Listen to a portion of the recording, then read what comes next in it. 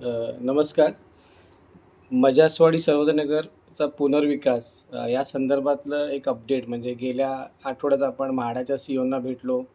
एक सकारात्मक चर्चा त्यांच्यासोबत झाली. आपला विषय आपण त्यांच्यासमोर मांडला. त्यानंतर सगळे सभासदांमध्ये एक असा प्रश्न होता, की आता पुढे काय होणार आणि सध्या आपण काय करण्याचा प्रयत्न करतो. तर संस्थेचे अध्यक्ष आपल्यासोबत आहेत. तर बरे साहेब त्या दिवशी एक चांगल्या पद्धतीने आपलं एक शिष्टमंडळ म्हणावा किंवा आपली लोकांचं एक रिप्रेझेंटेशन म्हणावं, सीईओ साहेबांसमोर भेटलो आणि एक चांगल्या पद्धतीने आपले विषय मांडले गेले. त्यांना देखील ते विषय कुठेतरी पटले असं आपल्याला वाटतंय प्रत्यक्षात. त्यापुढे आता सध्या काय आहे? नक्की आपण मागच्या आठवड्यात गेलो. सीओंबरोबर बैठक झाली आपली. सर्व सभासदांना ते भेटले. आपल्या एक ज्येष्ठ सभासदांनी आपली व्यथा मांडली, ज्यांचं वय 75 वर्ष होतं म्हणजे आहे आणि ते म्हाडाचे एक्स एम्प्लॉई होते. त्यांनी सांगितलं की आम्हाला स्वप्न पडतात, आम्ही कधी घरात जाणार आहोत, अनिश्चितता वाटते. तर अशा वेळेला त्यांची ज्या भावना आहेत त्या सर्वांसमोर पोहोचल्या आणि त्यांनी सीओने सुद्धा ॲक्नॉलेज केलं की गंभीर परिस्थिती आहे आणि आपण मागच्या व्हिडिओमध्ये सांगितलं तसं कार्यकारी अभियंत्यांना निर्देश दिलेले आहेत. लोकांना आपण ही गुरुवारी मीटिंग केली. त्यानंतर शुक्रवार सुट्टी होती, शनिवार रविवार हे 3-4 दिवस सुट्टी होती. कालचा एक वर्किंग दिवस होता. खरं तुला जसे कॉन्टॅक्ट झाले तसे मलाही लोक विचारतात, 3 दिवस झाले, 4 दिवस झाले, पुढे म्हाडा काय करणार आहे वगैरे. तर म्हाडा निश्चितच पॉझिटिव्ह निर्णय घेतील, कारण 1 महिना होत आला आहे हिअरिंग होऊन. आणि म्हाडाने म्हणजे सीओने आपल्यासमोरच सांगितलं, कार्यकारी अभियंत्याला तपासून बघा, ते काही मुद्दे उपस्थित केलेले आहेत, त्याचं स्पष्टीकरण बघा. आम्ही ते स्पष्टीकरण ऑलरेडी दिलेलं आहे, त्यांनी तपासूनही बघितलेलं आहे. तर एक 2-3 दिवसामध्ये आपल्याला तो निर्णय अपेक्षित आहे आणि 100% खात्री आहे की म्हाडा योग्य तो निर्णय घेईल. कमलेश, त्याच्यानंतर असं झालं की बरेच लोक आपल्याला त्या दिवशी भेटले. त्याच्यानंतर आत्ताही फोनवर चर्चा झाली. तर सगळ्या परिस्थिती, आपल्या प्रोजेक्टची जी परिस्थिती आहे ती आप लोकांना माहिती आहे, त्याची कारणं लोकांना माहिती आहेत. तर लोकांचं असं एक सजेशन होतं की का आपण महाराष्ट्राचे उपमुख्यमंत्री एकनाथराव शिंदे साहेबांना का भेटू नये, त्यांच्या कानावर या गोष्टी घालूया. कारण एक ते सेन्सिटिव्ह माणूस आहेत, कठोर निर्णय घेणारे, तिथल्या तिथे निर्णय घेणारे एक त्यांचं व्यक्तिमत्व आहे आणि त्यांची ख्याती तशी आहे. तर जसं आपण म्हाडामध्ये 200 लोक गेलो, आपण लोकांना आवाहन केलं आणि लोक गंभीर विषय असल्यामुळे आणि गांभीर्य समजल्यामुळे ते सर्व तिथे आले.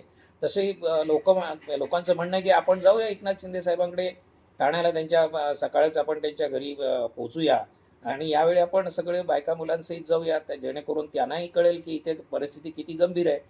आता म्हाडाला गेलो तेव्हा काही लोकांना, वयस्कर लोकांना मी समोरून सांगितलं की बाबा तुम्ही या गरमीचे दिवस आहे, प्रवासाची दगदग सहन होणार नाही, तर तुम्ही येऊ नका. पण आता त्यांचा अट्टास आहे, आम्हाला यायचं आहे. आम्ही आमची भूमिका त्यांना सांगू, आमच्या व्यथा मांडू, आम्ही कधी घरात जायचं, आम्हाला एका दिवसाचा भरोसा नाही. तर अशा परिस्थितीमध्ये या सर्वांची अशी इच्छा आहे आणि मला वाटतं त्याच्यामध्ये तथ्य आहे.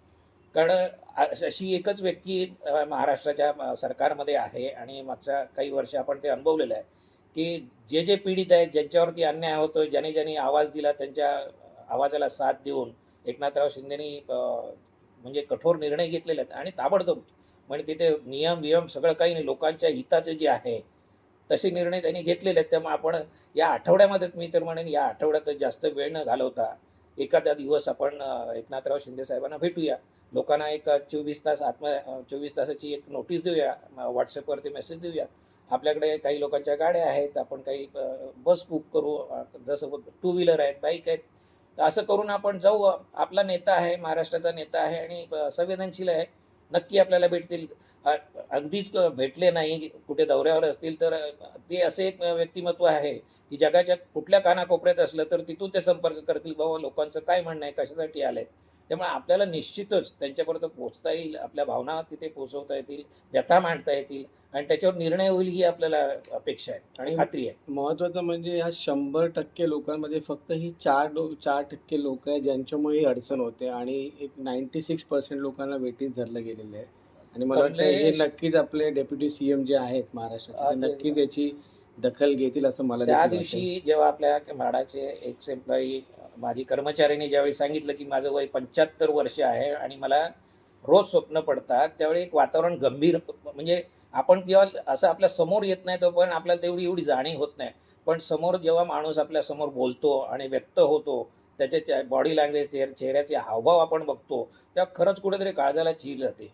आणि ही अशी लोकं एकनाथराव शिंदेला भेटायचं म्हणतायत आणि मी आता त्यांना नाही म्हणू शकत नाही. आपण त्यांना नाही म्हणू शकत नाही. कारण त्यांना भेटू दे, त्यांना व्यक्त होऊ दे.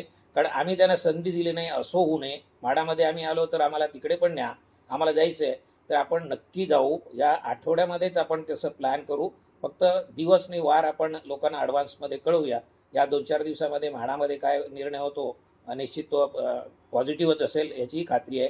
तरी देखील आपण शिंदे साहेबांना भेटूया. धन्यवाद बनेसाहेब. नक्कीच हा व्हिडिओ आपल्या सर्व सभासदांपर्यंत नक्कीच पोहोचवा. त्याचप्रकारे आपले महाराष्ट्राचे जे डेप्युटी CM आहेत त्यांच्यापर्यंत देखील हा व्हिडिओ पोहोचला तर नक्की त्या अगोदर जरी भेटणं झालं तरी आपण नक्की, समजू की ही चांगली गोष्ट राहील. हो. हा व्हिडिओ आम्ही यायच्या अगोदरच तुम्ही आम्हाला एक मेसेज दिला तरी आपण नक्कीच या सभासदांना घेऊन तुमच्यासमोर भेटू आणि आपली बाजू देखील नक्की मांडू आणि ह्या प्रोजेक्टची चांगल्या पद्धतीने परत सुरुवात करू.